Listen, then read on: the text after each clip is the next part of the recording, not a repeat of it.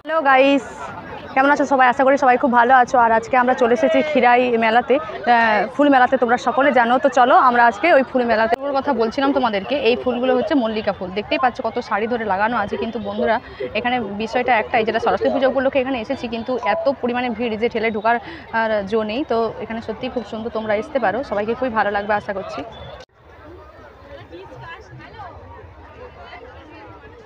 তোমরা যারা ঘুরে গেছো এই খিরাই থেকে, তোমরা তো অবশ্যই জানো যে এখানে গাঁদা ফুলটাই সব থেকে বেশি পরিমাণে আছে। আমার তো চোখে শুধু গাঁদা ফুলই পড়ছে আর অসংখ্য লোকের সমাগম। দেখতে পাচ্ছ যে এখানে হচ্ছে চেরি ফুলের বাগান, আর এটাতে চেরি ফুলগুলো ফুটছে, তোমরা দেখতে পাচ্ছ। আর সামনে সামনে খাবারের দোকান দিয়েছে সবাই, দেখতে পাচ্ছ। তো যে পেছনের দিকে এটা হচ্ছে তোমার হোটেল, আর সামনে ওখানে ডিএসএলআর ফটোশ্যুট করা হয়, পার পিস 15 টাকা। অনেকে ওখানে ফটোশ্যুট করছে, তো যাই হোক আমি করলাম না। আর এনাদের মতো অনেক মানুষই হেয়ার পিন তৈরি করছে, যেমনটা আমার মাথায় তোমরা দেখেছো। আর এখানে যে ফুলগুলো দেখতে পাচ্ছ, এগুলো পরিচর্যার অভাবে শুকিয়ে গেছে পেছনে। আর একটি বাচ্চা ছেলে, সে হাতে ফুল নিয়ে পার পিস 20 টাকা বিক্রি করতেছে। তোমরা দেখতেই পাচ্ছ বাচ্চাটিকে।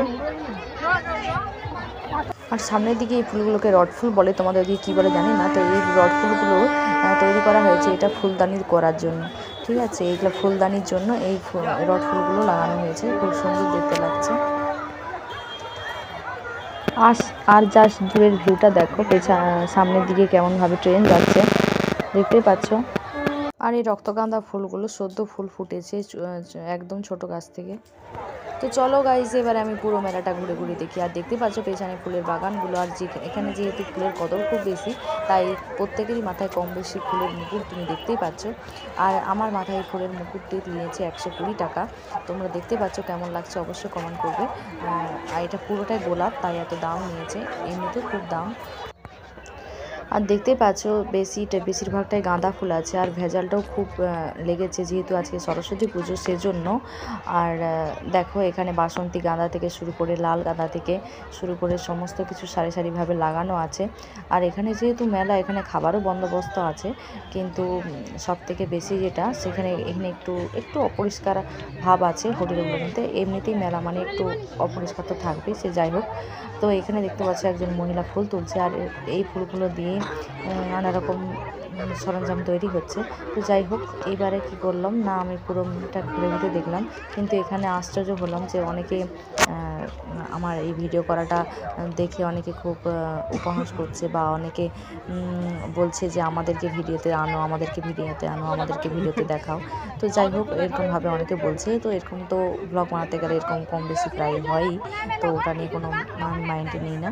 তো তোমরা যদি ভালো লাগে ভিডিওটি অবশ্যই লাইক করবে, কমেন্ট করবে, যাতে আমাকে উৎসাহ দেবে, যাতে আমি নতুন এরকম ভিডিও আনতে পারি তোমাদের সামনে।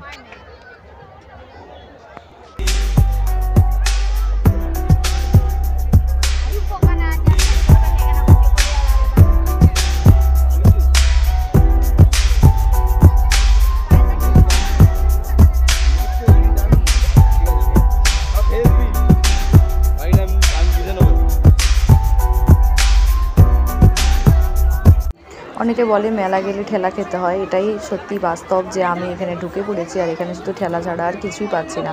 তোমরা দেখতেই পাচ্ছ, ভিতরে তো চলে গেছি কিন্তু বেরোতে পারছি। বন্ধুরা, আজকের এই ভিডিওটা কেমন লাগলো অবশ্যই কমেন্ট করে জানাবে। দেখা হচ্ছে নেক্সট ভিডিওতে, তখন এই জন্য সবাই সুস্থ থাকুন, ভালো থাকুন, টাটা।